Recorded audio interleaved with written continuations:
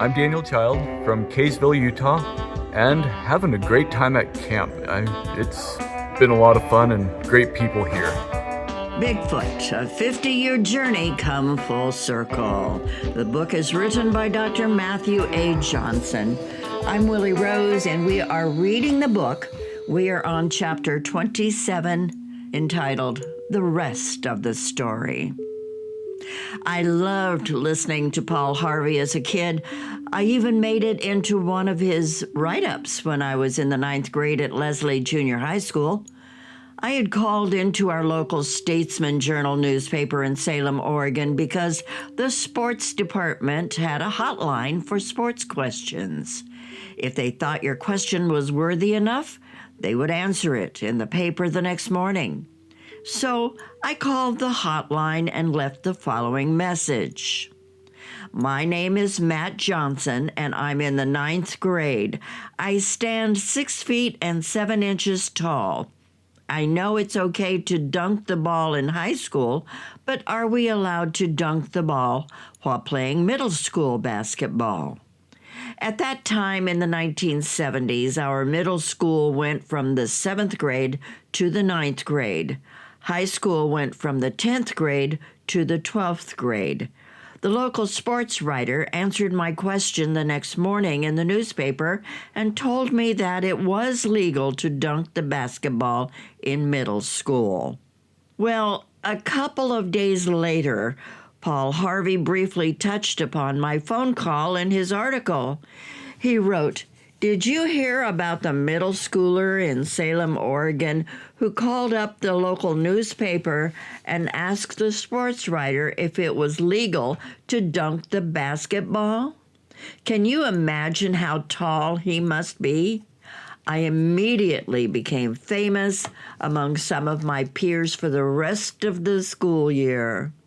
By the way, I averaged 30 points per game that season. I set up a city record by scoring a game high of 47 points while playing in only 3/4 of the game. In the end, the Judson Junior High School basketball team beat me by a score of 49-47.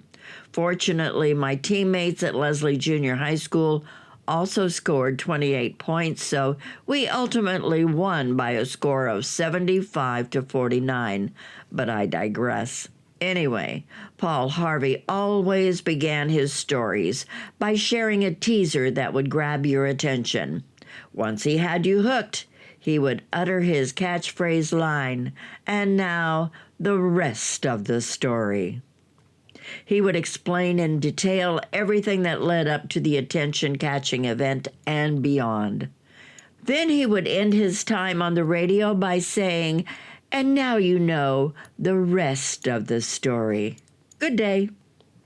Oh, and his voice was so kind, gentle, and mesmerizing.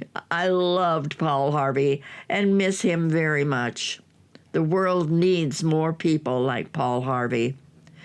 With that said, I wish to share with you the rest of the story. After the Exodus occurred, Zorth brought back a memory for me that I had totally forgotten. I was 5 years old and lived on 35th Street in Astoria, Oregon. One day, I walked a couple of blocks up the hill to my friend's house. They had enormous piles of lumber in their front yard because his father was a contractor. We used to crawl around and play in the lumber piles for hours. It was better than a tree fort because we didn't have to risk climbing up and down a tree. The only thing we had to do was watch out for the rusty nails that were still in some of the pieces of wood. One day, after a few hours of playing in the lumber piles, we got bored. My friend's house butted on the edge of a vast forest just south of the residential area. He suggested that we go play in the woods. Well, Tom and I decided that Guy's idea sounded like fun, so we followed him into the woods. We followed Guy up the trail for quite a long way until he came to a sudden stop. He looked up into the pines, pointed, and yelled out, "Bear!" The bear was about 30 feet off the ground up in the tree. Both Guy and Tom turned around and ran down the path back towards the house. I, however, remained totally petrified by fear. I stood there looking up into the tree at the bear. Slowly but surely, the bear climbed down from the tree. I literally could not move. I remembered that my heart was pumping so fast. When the bear reached the ground, he turned around and walked over to me on 2 feet. He was a little taller than me. That's when I realized that I wasn't staring at a bear.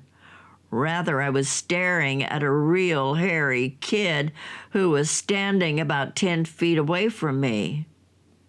After about a minute of just standing there and looking at one another, I heard inside my head, "Hello." That's when I turned around and ran all the way down the path and back to my friend's house. Once I reached their property, I kept running all the way home, and I never went back to Guy's home ever again. Zorth resurrected this memory for me to make a simple point.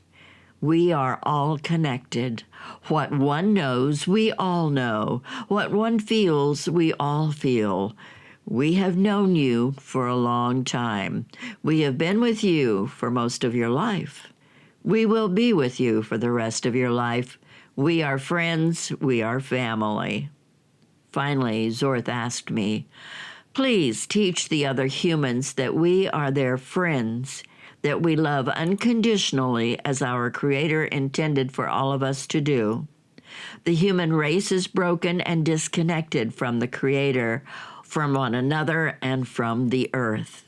We want to help the humans to reconnect with the Creator, with one another, and with the earth. God has given the earth to all of us to enjoy, and we must take care of it. Please tell them that if kind people with good hearts and open minds reach out to us, we will reach back to them. Please remind the humans that we are in the trees and that the trees are everywhere." And now you know the rest of the story. Good day. That is the end of chapter 27, the rest of the story. Now, the rest of the book is a group of testimonials, and testimonials are so important. All right, so we're going to be doing like 2 or 3, depending on how long they are, in the next few videos. So stay tuned. It's getting more and more interesting. You're listening to The Reading of Bigfoot, written by Dr. Matthew A. Johnson. It's a 50-year journey come full circle. I'm Willie Rose.